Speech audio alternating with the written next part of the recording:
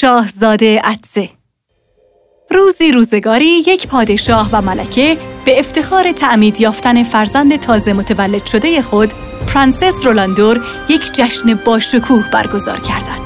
این ضیافت در سالن بزرگ قلعه برگزار شد و شامل یک جشن مفصل از غذاهای متنوعی مانند سوپ، کیک، پانچ و البته جذابتر از همشون تارت خوشمزه توت فرنگی بود.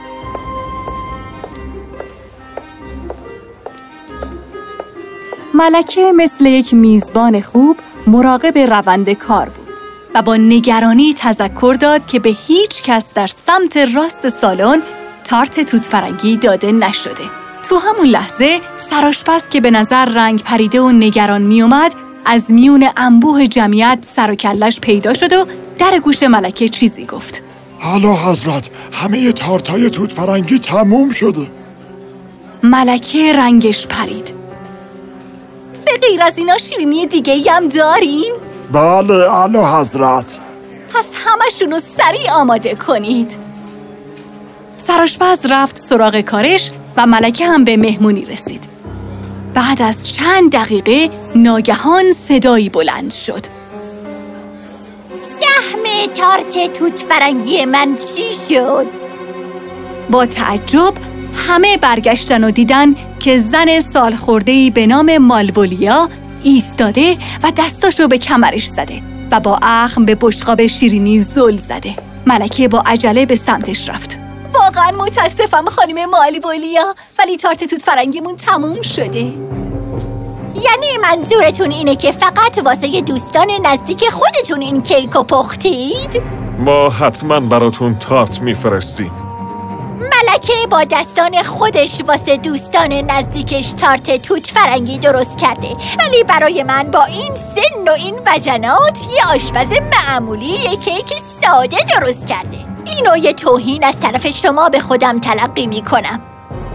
نه، شما بهای گرونی بابت این تحقیرتون میپردازین. من شاهزاده رو نفرین میکنم که هر وقت عطسه کرد یه چیزی تغییر کنه تا زمانی که... در همون لحظه از سمت شمال بادی شروع به وزیدن کرد که از سالن تالار عبور کرد و آخرین کلمات نفرین مالولیا رو با خودش برد. مالولیا بشکنی زد و ناگهان در مقابل چشم مردم ناپدید شد و پادشاه و ملکه وحشت زده رفتن سراغ پسر کوچکشون که توی گهوارش روی سکویی در بالای سالن خوابیده بود. صورت شاهزاده جمع شده بود و ناگهان عطسه‌ای وحشتناک کرد.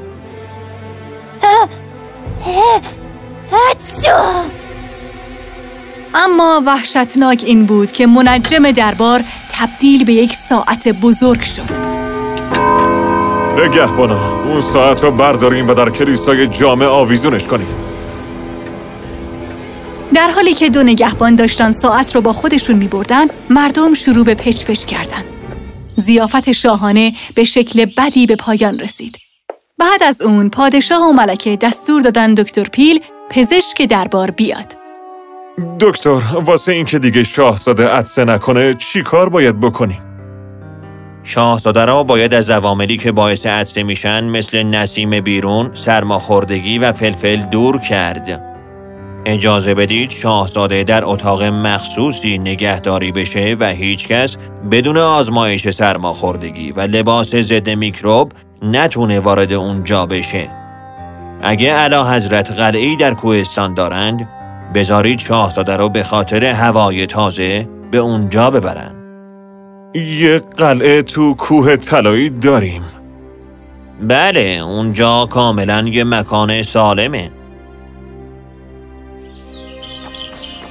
بنابراین طبق توافق شاهزاده رو به قلعه منتقل کردن.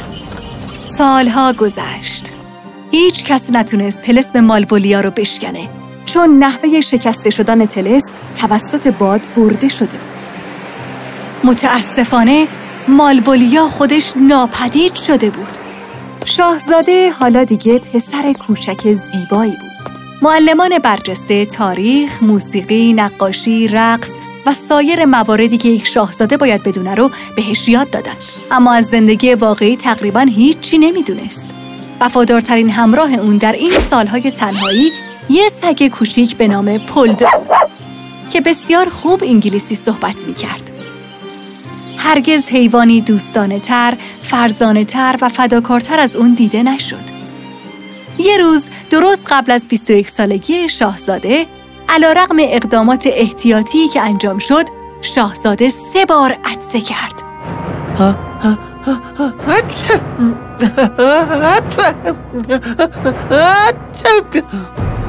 در اولین عطسه همه سگ‌های پادشاهی بجز پولدو به گربه و همه گربه‌ها به سگ تبدیل شدند. اگرچه جدی نبود، اما این تغییر مطمئناً عجیب و خلاف طبیعت بود. همه گربه‌ها اومده بودن بیرون و به مردم پارت می‌کردن و دنبالشون می‌دویدن.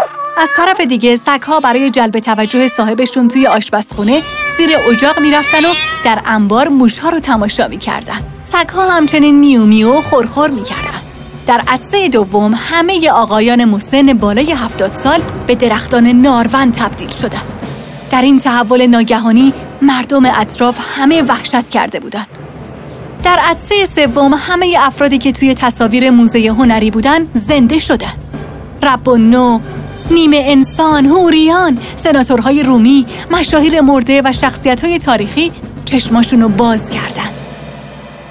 وای خدای من داخل این تصویر چی کار میکنم؟ من اینجا احساس تنگی میکنم. شما رو نمیدونم ولی من از اینجا خارج میشم. آهای، هر کی آخر از همه از عکس بیرون بیاد خیلی تنبله. بعد همه اونها از تصویر خارج شدن. نگهبانان سلطنتی که حسابی وحشت زده بودن تلاش کردن اونها رو که داشتن دور موزه میدویدن بگیرن. در این میان شاهزاده احساس بدی داشت. چه بدبختی بزرگی. نمیتونم تصور کنم که تا آخر عمر تو این قلعه ساکت باشم. اگرچه شجاع بود، اما روی مبل افتاد و با غم زیاد شروع به گریه کرد که ناگهان پولدو پیدا شد. شاهزاده چرا گریه میکنی؟ برای سرنوشتم. نمیتونم تصور کنم قراره تمام عمرم تو این قلعه باشم و هیچ وقت دنیای بزرگ اون بیرونو نبینم. پولدو چند لحظه‌ای سکوت کرد. شاهزاده عزیز، امیدتو از دست نده. تا حالا فکر کردی که با استاد قدیمی من غول قطب شمال مشورت کنی؟ چون باد شمال با اون زندگی میکنه. غول یه صندوقچه بزرگ تو قصرش داره که پر از رازهایی که بادها شنیدن و شاید کلید طلسم مالولیا بین اونا باشه. اگه بتونید برای من کت گرم و 4 تا چکمه آماده کنید، من پیش غول میرم و از اون میپرسم. یعنی واقعا این کارو برام میکنی؟ اگه بتونی یه راهی برای این مشکلا پیدا کنی، ممنونت میشم. پولدو با خوشحالی سر تکون داد. فردای اون روز خیاط سلطنتی برای پولدو یک کت باشکوه و 4 چکمه خوشگل درست کرد. پولدو که این لباس گرم پوشیده بود با همه خداحافظی کرد و به طرف شمال رفت، در حالی که شاهزاده از پنجره برج بلند خودش که میتونست همه قلمرو پادشاهی رو ببینه دور شدنش رو بر فراز تپه ها میدید. پولدو که ترسی از موجودات خطرناک نداشت از جنگل تاریک عبور کرد و همچنین از اقیانوس منجمد یخزده گذشت و فقط وقتی به قصر غول رسید توقف کرد. وقتی وارد اونجا شد، غول بزرگ قد بلند با موهای زرد رو با تاجی از یخ دید که صندلیش از چند پارچه نرم و سفید ساخته شده بود و روی تکه‌های بزرگی از یخ نشسته بود. دستیارهای اون تندبادها بودن که در واقع میتونیم بگیم اونها موجوداتی سایه‌ای عجیب و غریبی بودن که به سرعت به این طرف و اون طرف میرفتن و درباریانش هم گردبادها و طوفان‌ها بودن. خوش اومدی پولدو. چی کشوندتت اینجا؟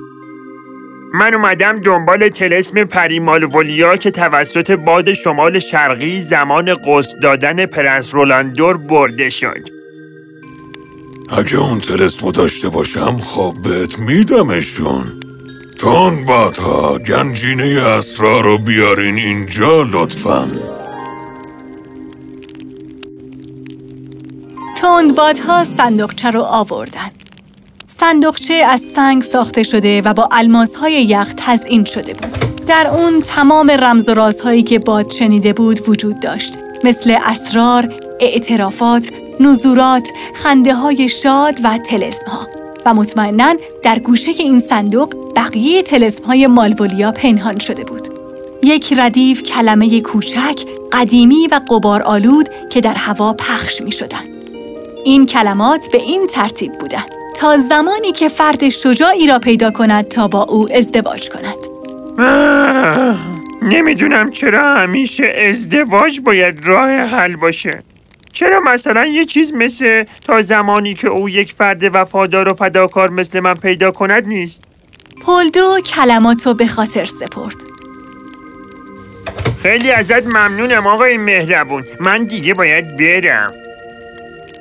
خواهش میکنم.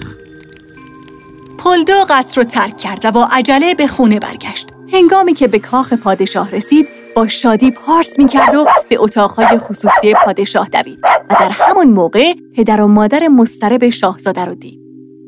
پولدو، پسر خوبم، بیا اینجا. به من بگو تونستی جمله کلیدی رو پیدا کنی؟ بله ملکه من، وقتی شاهزاده ازدواج کنه طلسم شکسته میشه. شاه و ملکه با خیالی راحت و سرخوش پولدو رو در آغوش خودشون گرفتن و ازش تشکر کردن. بعد از اون به دنبال یک شاهزاده خانم زیبا برای ازدواج با پسرشون گشتن.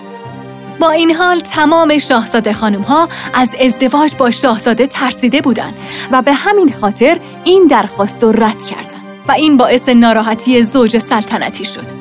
سرانجام تنها پرنسس باقی مونده یک شاهزاده خانم بود که خودش توسط یک افسون گرفتار شده بود. هری با عصبانیت موهای قهوه‌ای شاهزاده رو آبی روشن کرده بود و یک بینی بلند بهش داده بود. فقط به خاطر اینکه پرنسس در حالی که مشغول تحسین خودش توی آینه بود، نتونسته بود پری رو هم ببینه. لطفاً منو ببخشین، قصد توهین به شما رو نداشتم. بسیار خوب، میبخشمت. وقتی از این طلسم آزاد میشی که یکی از عزیزان طلسم شکسته بشه، بعد مال تو هم میشکنه. خدافظ. این دختر غمگین تنها شاهزاده خانومی بود که مایل بود شاهزاده رولاندور بیچاره رو بپذیره. زوج سلطنتی هم چاره‌ای جز موافقت نداشتن. به زودی روز عروسی فرا رسید. شاهزاده بسیار زیبا به نظر می رسید و عروسش رو به محراب هدایت کرد. دقیقاً در حالی که مراسم ازدواج به نیمه رسیده بود، شاهزاده یهو احساس کرد که میخواد عطسه کنه. اون تلاش زیادی برای کنترل کرد اما بیفایده بود.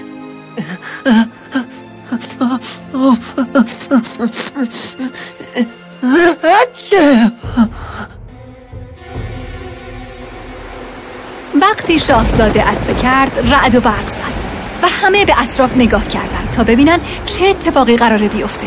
نتیجه عطسه خیلی عجیب بود، چون دقیقاً زمانی این اتفاق افتاد که شاهزاده در نیمه عروسی بود. گربه ها دوباره سگ شدن و سگ ها گربه شدن.